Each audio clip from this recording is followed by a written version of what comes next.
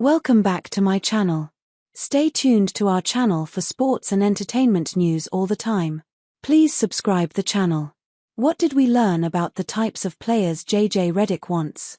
In his rookie season as head coach of the Lakers, JJ Redick gave clear insight into his basketball philosophies and what players he'd favor for minutes.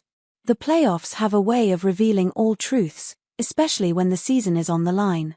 They not only bring a player back to comfortable tendencies but also impact a head coach in the same manner. For the Lakers' rookie head coach JJ Redick, it highlighted which players and skill sets he trusts in the most crucial moments, providing insight into how the Lakers should approach this summer.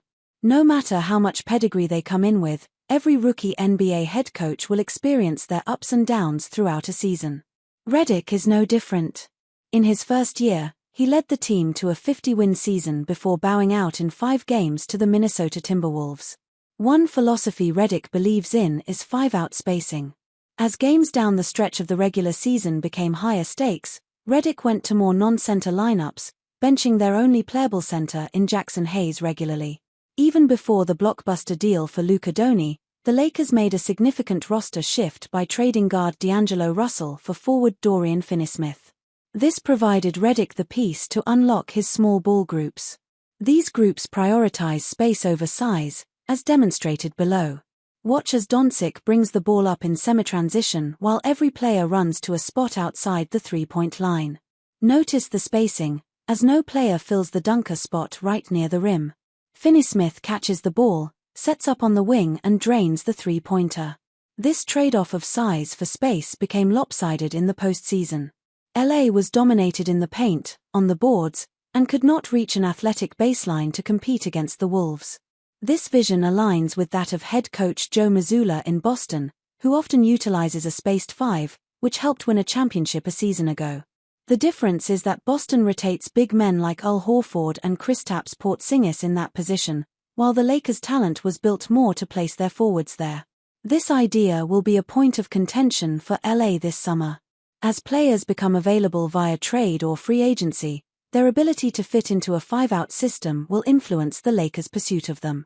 The G League serves as a space for development and the best organizations use it to uncover hidden gem rotational players. The Lakers discovered journeyman Jordan Goodwin, who bounced around between 3 teams in 4 years before joining the South Bay squad. Goodwin received a call-up and eventually not only earned a standard contract, but minutes in both Redick's regular season and playoff rotation. He displayed a skill set that Redick clearly understands he needs, even if he'd hope it didn't need to come from a player off a 2-way deal. A tenacious defender with long arms and excellent timing on deflections and on the boards. Goodwin played into the defensive style Redick favors, which is employing a heavy switching scheme. All players become interchangeable in their defensive disposition. Watch below as Goodwin switches on to Keldon Johnson, who initially was defended by Jard Vanderbilt. Goodwin was one of the few Lakers who could not only create havoc on the perimeter but also use a low center of gravity to avoid being bullied on the block.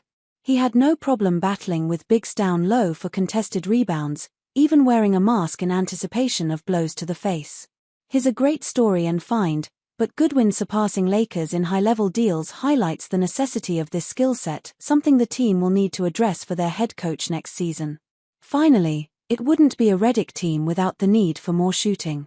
The Lakers selected Dalton Knecht at the number 17 pick, where reportedly Redick was already drawing up plays for the young guard before he stepped onto an NBA floor. Knecht not only made the Lakers' rotation early, but even started games from November to early December. It's no shock Redick would have an affinity for shooting, but Knecht was also a necessity to bank early victories. He showed the ability to get inferno hot from 3-point territory, exploding for 27 and 37 points in wins. He gave LA the option for a movement shooter who had some off-the-bounce versatility. In short, he opened Redick's playbook. Watch below as he comes off 2 screens to hit the pull-up jump shot. Knecht embodied many of the issues for LA, where he primarily served as a one-dimensional player. His offense often failed to compensate for his defensive shortcomings as teams consistently targeted him on the defensive end. His minutes dropped significantly as the season wound down and the importance of the games increased. Whether that was completely due to defensive issues or still feeling the impact from the rescinded Mark Williams trade is unclear, but his skill set void was undoubtedly felt in the playoffs. The sharpshooter played 4 minutes total in the 5 playoff games, completely phased out of the rotation.